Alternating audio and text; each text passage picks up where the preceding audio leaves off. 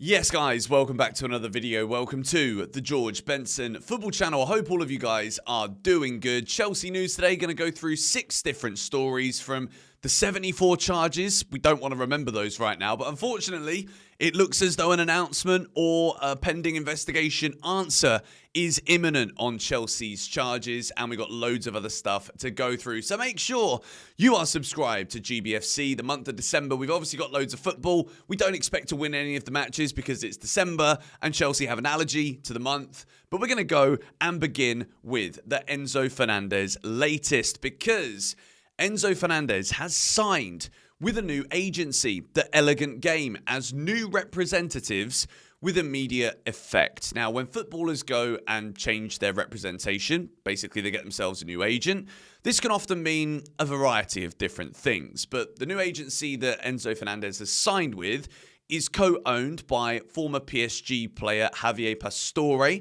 who is obviously Argentinian. And I've got a lot of questions here. I'm not exactly going to blow this out of proportion. This doesn't mean he's getting sold in January. Might not even mean that he's getting sold in the summer, but it might do. You never know. With a player getting a new agent, it can often be because they want to negotiate themselves a better contract. They maybe want to move to a different club.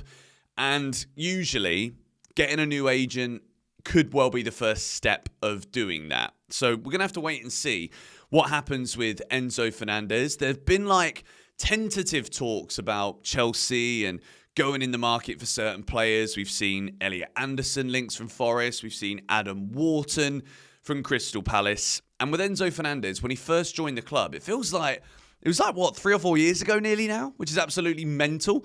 Enzo Fernandez signed one of those ridiculously long Chelsea contracts, but a lot of players did have and will sign these very long contracts. But you know what it is? It doesn't mean that these players are going to stay for 7, 8, 9 years. And especially what we're seeing at the moment from Enzo, the numbers are really good, which means that clubs are going to obviously look at him. I think if we take away your own personal preference of Enzo Fernandez, he's quite a polarising player. I think he's a really important player to this Chelsea team. I know that right now, he might not be in the best form, but hey, is anybody in the best form right now at Chelsea? The answer to that is no, unless your name's Robert Sanchez. He's in good form. But Enzo Fernandez, I feel as though it's always going to be destiny for him to end up in La Liga, whether that is Real Madrid. A lot of people might say he's not good enough to play for Real Madrid. I think he'd fit in like a glove there. I think the pace of La Liga would suit his game a little bit more. Enzo Fernandez isn't the quickest guy, but he's going to run for you all day long, unless it was obviously Tuesday night, in which case you might have been better off staying at home. The bloke looks absolutely knackered. But changing his representatives, don't want to look into it too much right now, but I wouldn't be surprised in the future if we're talking about Enzo Fernandez leaving Chelsea. Let's move into story number 2. And to be honest, right, this ain't what you lot want to hear right now, is it? But hopefully, it's just going to be a slap on the bloody wrist.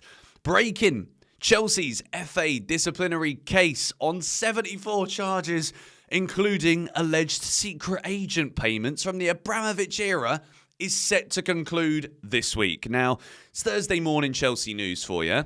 Match on Saturday. If I was a betting man, which sometimes I am, I would say that today or tomorrow, we're going to find out if this is true from Martin Ziegler, who's a relatively, let's say, renowned financial footballing reporter.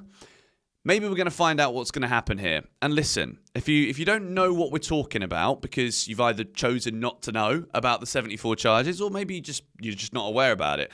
So when Clearlake, Blueco, took over at Chelsea, they went through everything in the Chelsea books, the history of the Chelsea from a financial level and the business side of things. And instead of just being like, well, Abramovich era is its own entity, well, that's not our problem, we're not going to deal with it. What the ownership decided to do, the new ownership, was actually own up to what had been going on during the Abramovich era. Now, people might create conspiracy theories about this where it's like, oh yeah, they just wanted to get one up and just show Abramovich as the bad guy. Or you could look at this from a business side of things and be like, well, if they didn't report it and then there was an investigation, well, it looks like Chelsea have been hiding things, which technically maybe we were. So self-reporting this looks good for the new ownership when it comes to transparency and accountability. for the asset that they've invested in, Chelsea Football Club. But it also potentially means that because it was in the Abramovich era, Chelsea might not get punished on a footballing level today. I don't know. I'm hearing that Chelsea expect it to be just a fine. No point deductions, no transfer bans or anything like that. But either today or tomorrow, if Martin Ziegler is correct here, we're going to find out the outcome of these charges. So stay tuned. I'll let you guys know here on GBFC. Now then, you can always rely on the mighty Chelsea during the middle of a December slump, which at this point is a customary process every single calendar year to ruin our season. You can always rely on Chelsea to sign a 16-year-old, just to lighten the mood a little bit. Welcome to Chelsea Football Club, Muhammad Zongo from Burkina Faso in Africa. Exclusive. Chelsea's ownership group Blueco have won the race to sign 16-year-old Sporting Cascade FC midfielder Muhammad Zongo. Next step will be Strasbourg. Was also being tracked by Manchester United and Manchester City.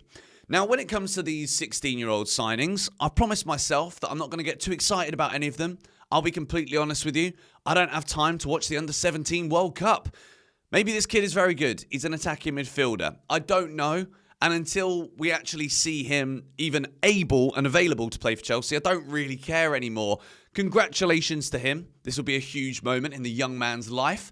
But at the same time, right now, it's just not really the time I want to hear about 16-year-old signings, to be honest. I want to hear about somebody in the dressing room, getting everybody, putting our heads together and being like, we're going to solve the on-the-field problems. But it is Chelsea news. We've made another signing and we might not ever see him play for Chelsea. Who knows? But let's wait and see in the future. The next piece of news is on one of the new signings that's never played for Chelsea. And this isn't great news either. Giovani Quenda, the 18-year-old attacker who will be joining Chelsea next summer from Sporting Lisbon, has suffered an unfortunate ankle injury, which is set to sideline him for 2 months. Now, obviously, this isn't a direct problem to Chelsea right now, but I've been keeping a close eye on Giovani Quenda, as I know a lot of you have as well. And the kid looks serious. I think a lot of people are anticipating that Quenda will join Chelsea and it will be him and Esteval that occupy the wing positions. Gittins, obviously, right now, we're in December, and he's shown nothing really to suggest that he's going to be a long-term player at Chelsea. Garnacho is doing okay, but it's just okay. Esteval, I think, has had a great start to life at Chelsea, but he's being held back by the manager. Pedro Neto, probably the most important winger at Chelsea right now, but still, there's been rumours linking him to Saudi Arabia. I think Neto can play at the top level in Europe for sure for many more years. And right now, I wouldn't be considering selling him at Chelsea whatsoever. But looking forward, Quenda's obviously going to be a player Chelsea look to for the future. But he's got a setback, and it's an ankle injury. Fingers crossed, it's something that he can fully recover from.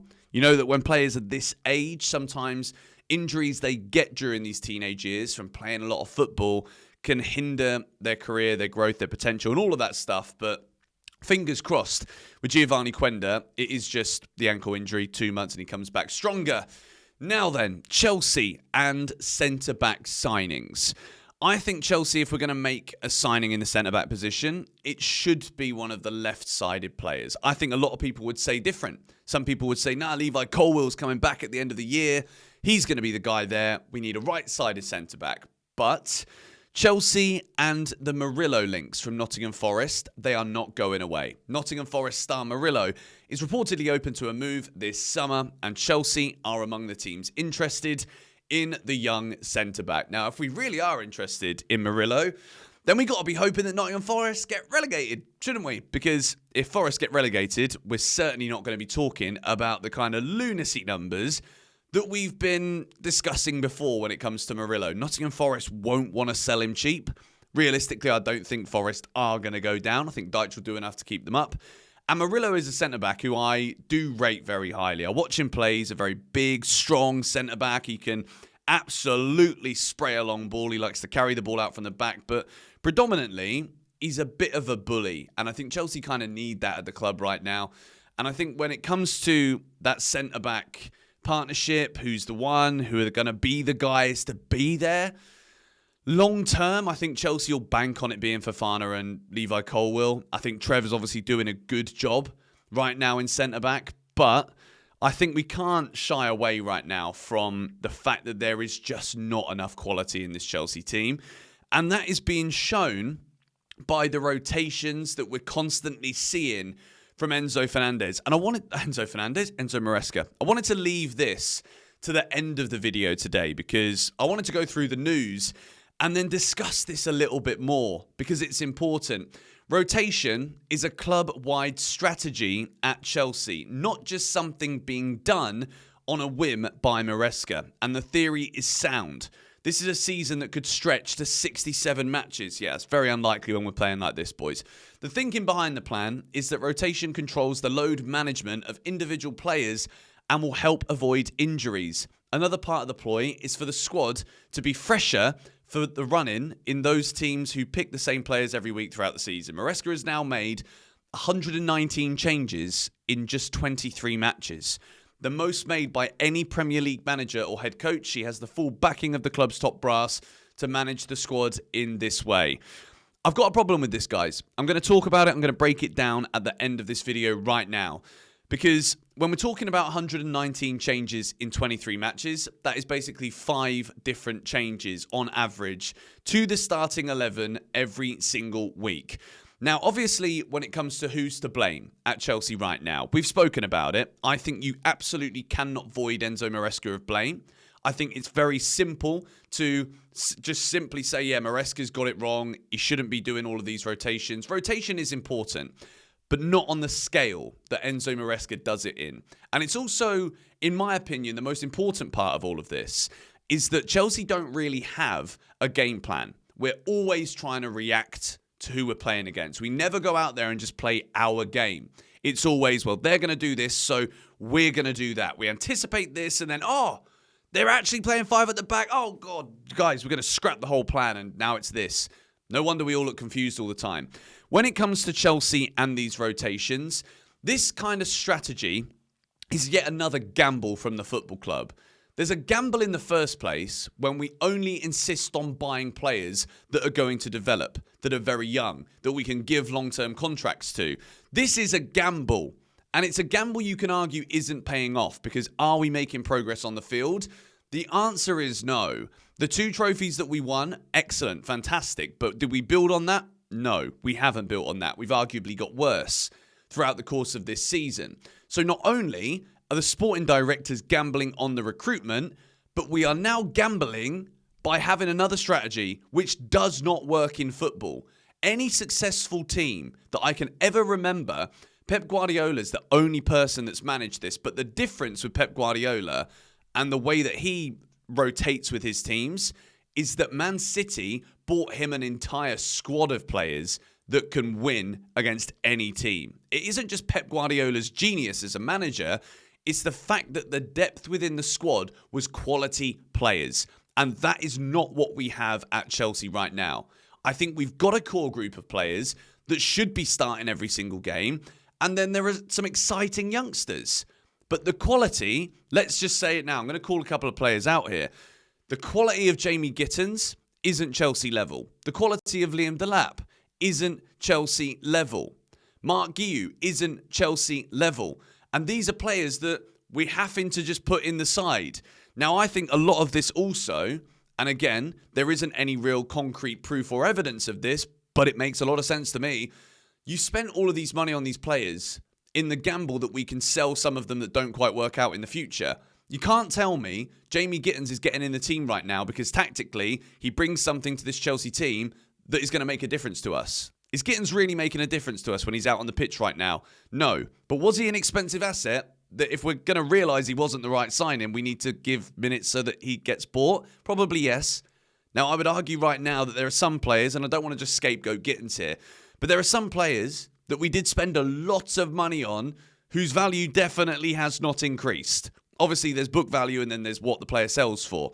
So for Chelsea, giving the players these long-term contracts, we don't necessarily have to sell them for X amount more money every single time we sell someone. But the rotations, there's a big problem here because we don't have a core group who are the great world-class ones that play every game.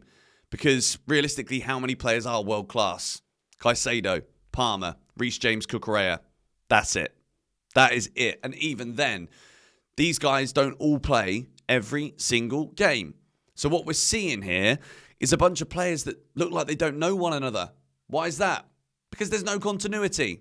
The rotations can't be to the extent that they are. I'm not saying we can't rotate. We shouldn't rotate. Of course, we have to. Every team does this. But no one on the level of Chelsea. We're not going anywhere. This needs to change. Let me know your thoughts in the comments down below. But as a club-wide strategy, well, this ain't working. You can't just rip up everything and expect us to be right at the very top. For me, it makes total sense that we're not, because we just don't have any continuity and there isn't enough leadership in this team. Thoughts in the comments down below. Thank you guys for watching this video. My voice is going here at the end of this one. I feel like I've just been ranting about the same stuff in a lot of recent videos, but we need to talk about it. Thank you guys for watching. Come on, you Blues.